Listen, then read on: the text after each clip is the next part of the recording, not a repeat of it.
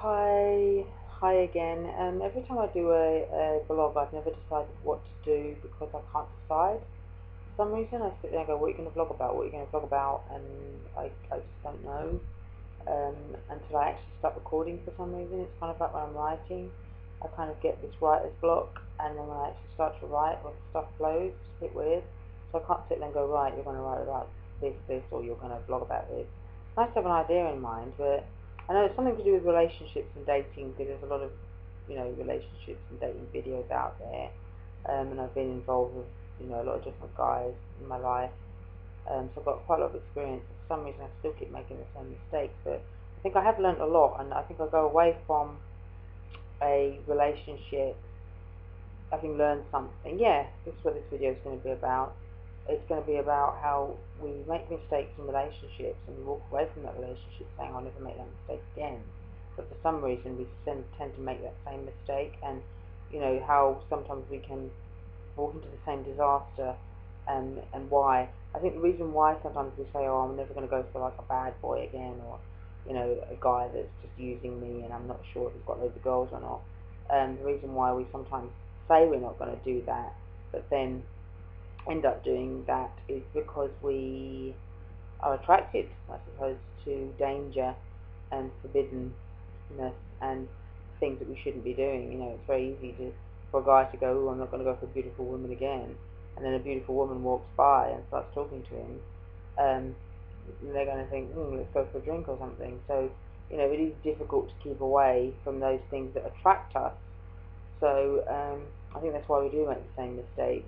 I do say to myself, "Don't fall for the wrong people," and all that, and it does happen. Luckily, at the moment, I haven't fallen for the wrong person, I hope. Yeah, because I'm kind of seeing someone, uh, and I don't think he's a complete asshole or womanizer or anything like that, excuse my language. So, you know, it's nice to feel content and secure sometimes, and if you see from my eyes and the way I look in my latest vlogs, I actually look a lot happier, more contented, where some of the vlogs I was doing maybe a year ago or before that, when I was getting involved with the wrong guys, as much as I looked okay a lot of the time, I sometimes would look quite down or overtired or a little bit sort of distraught because certain guys in my life were really getting me down.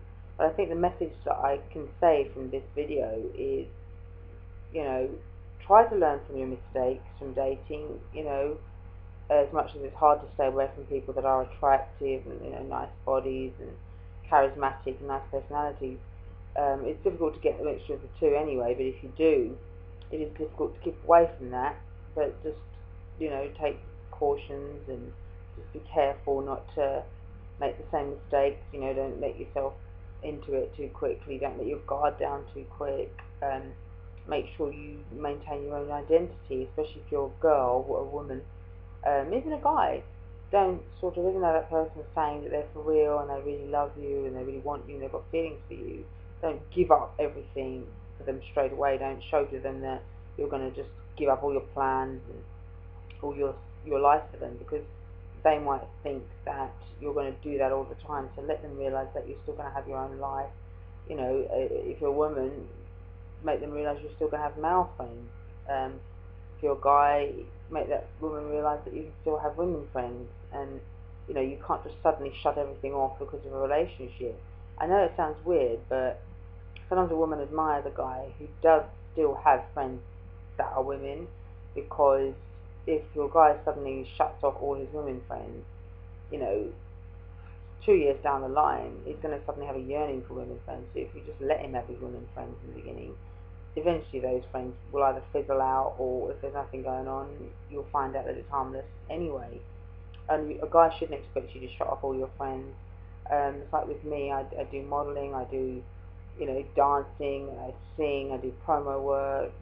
I know a lot of producers, I know a lot of photographers, I write, do erotic writing, so therefore a lot of people talk to me about my writing. A lot of people want me to sort of talk about how I get my ideas. They want to question me about my past, my background.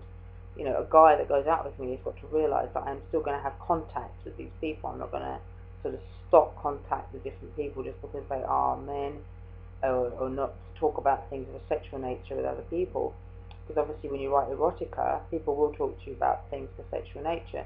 A guy that goes out with you has to realise that, and you know, this guy I'm seeing, I am open with him, and I say that people do talk to me, and they say this and that, and you know, as long as it's harmless, I'm not meeting with them and nothing's happening, it's okay. You know, he realises I do still have a life, and you know, I think that is a better thing, because in a way it does lay the grounds down for more trust than someone that suddenly, oh no, I don't have any friends, I'm not talking to anybody, what's really going on. You know, I think the more open and honest you are from the beginning, the better it is, really. But yeah, I'm always holding my hair up, sorry about that. That's just because my hair didn't look good down. I look better with my hair up, complements my face better. But yeah, anyway, that's just like a quick relationship vlog anyway, about maintain your own identity after, you know, during a relationship, you know, so you stay strong throughout a relationship, and if it doesn't work out, you haven't put off all your contacts. But if you do put off all your friends and contacts for a relationship, if that relationship doesn't work out, suddenly you want those contacts back again, and they'll be like, no, sorry, but you got rid of us for your relationship. So, you know, someone in your life has got to realise that your life still goes on. Anyway, my hand's hurting now, and this is my Christmas night here, as you notice. It's got, like, it's inside out, it's got snowflakes on it, it's really warm, and I've got, like, tracksuit bottoms, like, you know, pyjama bottoms to go with it, matching, which is really warm, and I've got, like, 3 layers on under here, to keep me warm, because I feel really cold at the time. But yeah, I'm glad that it's not like really freezing at the moment, because it could be like a lot colder this time of year. It's December and it's like 7-8 degrees, sometimes 9 or 10 outside in the day at the high, and I think that's pretty good for winter time, considering some places are -4 and colder, and you know, they've had snow. We've had like a little sprinkle of snow here for a day that didn't last, and we had some for another day that didn't last. And that was great, because at least it wasn't overdone, because when you have a lot of snow, suddenly the country comes to a standstill, schools are closed, train stations are closed, buses overturn.